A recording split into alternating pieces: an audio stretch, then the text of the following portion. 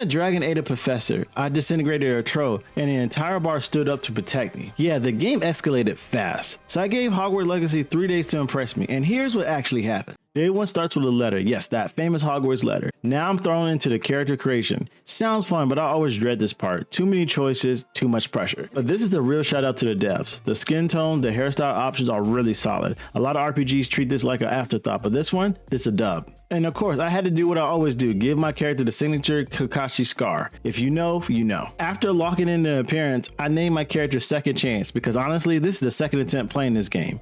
I'm hoping it goes a lot better than the last time. Also, I picked a hard difficulty. I hope I don't regret this decision later. After finishing my character, I'm instantly thrown into a cutscene where I meet Professor Fig and some guy named George, and then I hear the beautiful orchestrated background music. It's amazing, still feels magical to me. But yeah, we get into this wagon that got us flying. I always wonder how that worked. I kind of forgot over the years. As we flew away, we see some guy staring at us in the background. Then he teleports on some weird Nightcrawler vibes. I wonder what that's about. In the carriage, we're talking, and George gave me a weird side eye when I say I'm a new student. Like, my bad, I'm starting late, bro. Just chill. That's when the game hit me with the first surprise. A dragon. Out of nowhere, it eats George like a Scooby snack and knocked us straight out the sky. Menacing, majestic, and completely unexpected. This game is escalating fast. This is where I learned my first spell. It's nothing fancy, just a basic attack, but I can combo it, and it's already looking more fluid than I expected, making me feel like John Wick of the Magic Universe. Meanwhile, Professor Fig is out here restoring full bridges when I'm practicing with my little previews. Man wouldn't let me shine for a bit. That's when we found some wheel signal, and apparently I'm the only one that can see it, which clearly means I'm the main character. This is my story. I'm happy about that. We teleported into a bank vault with a goblin banker, and I immediately got roller coaster PTSD. We had this little cart that had no seatbelt that had way too many turns. Nope, not again. That's when I noticed a pattern with these glowing symbols. I saw a glow on a dragon earlier. Either someone's getting mind control or the game's hiding something big. Eventually we unlocked the vault, pick up some new spells, and then boom, combat tutorial. And I gotta say, the combat is way more fun than I remember. Dodging, parrying, spell chaining, all feels responsive, and the guard timing adds extra skill to it. I was feeling good until I got surrounded by 4 guards and nearly got folded. Then I realized this difficulty might have been a mistake. Oh, and apparently I can see ancient magic, which explains the glows and why I keep getting targeted. Then the big villain shows up. He had a calm, clear, threatening aura. That's how you do a proper bad guy intro. Thankfully, the security golem goes wild and buys enough time to escape. We then are teleported again, and finally we arrive at Hogwarts, where I get to select the only squad that matters, Ravenclaw. My first impression of this game, it started strong, it had great pacing, and the visuals are hidden. I'm already asking, how deep will this story go? Day 2 started with me checking my gear, still looking clean, no complaints, but hopefully I can upgrade soon. For class, I figured I'd sneak in a warm-up duel just to stay sharp. Didn't take a single hit. Maybe this combat thing won't be too bad after all.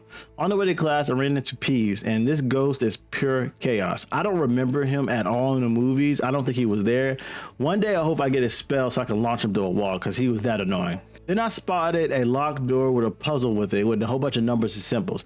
Then I realized it could be math related, and I did not want to deal with that, so I turned around immediately. I'll be back when my brain is less fried. Now it's class time. Professor Ronan, instantly one of my favorite professors, had a chill vibe, good energy, and even throw in dad jokes. What more can we ask? He taught me a new spell and then invited me outside for reverse bowling. Basically, you pull enchanted balls toward you and land them in scoring zones. The first match, it ended with a tie, but I was still learning. But game 2, you can call me Steph Curry of the Sorcery Court because I dominated. So I found out wizards can catch magic without wands. Meanwhile, I'm stuck waving a dumb stick. Let me unlock that feature real quick. Then the bad news came. Both professors of my new class hit me with extra homework. I found out that Professor Weasley was the main reason behind it. I like Professor Weasley, but now we got beef. Got me doing extra homework, was ridiculous. Luckily, I met one of my classmates, Samantha Dale, who is the best Ravenclaw in my book. She's giving out great vibes. If this game had romance, I'll already be locked in. Before I can even push that even further, apparently it's time for my first school trip. We're off to Hogsmeade. I was skeptical at first. No brooms, no combat. What's the point?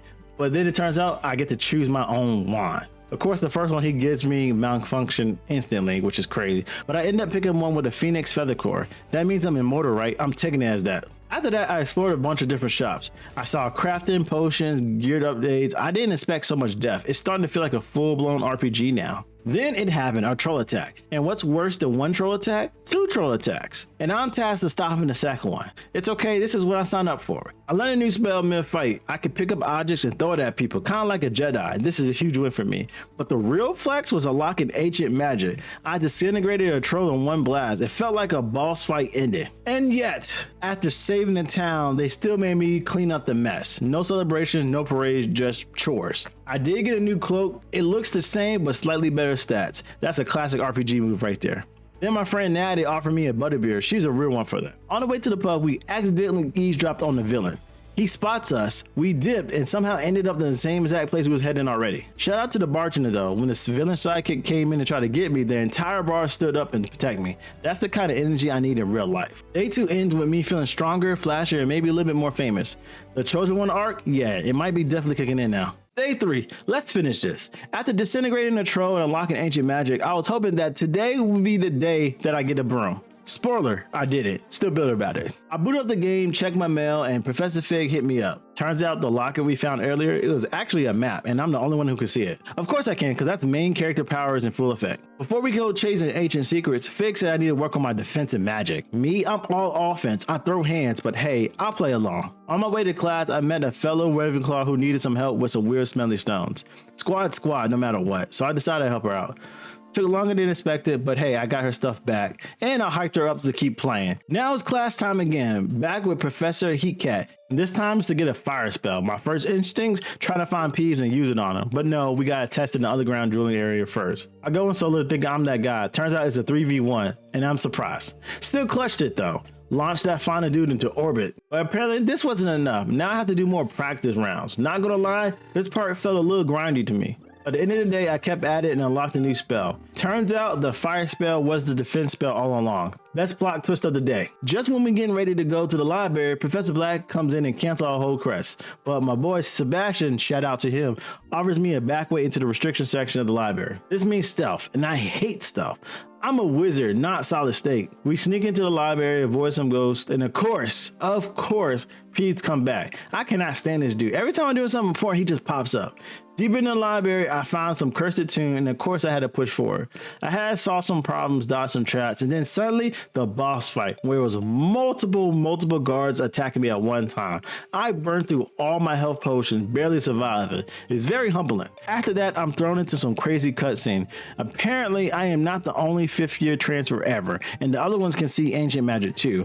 One of them definitely looked like she was a villain in training. When leaving the library, I saw Sebastian got caught, but he didn't snitch on me. That's a real firm moment. Lord du check pass. Of course, it's class time again, but this time it's herbology. Professor Garlic, she has great energy, she's fun and all that, but she made us deal with mandrakes, those screaming plants from the movies, and yes, they just annoying in game. After doing that, she let me use some plants that actually bite people. I'm turning into poison ivy out here. With my newfound confidence, I decided to attempt the championship round of the dueling arena. I go in solo again. This time it's 4 against 1, and I have no potions. I lose the first one.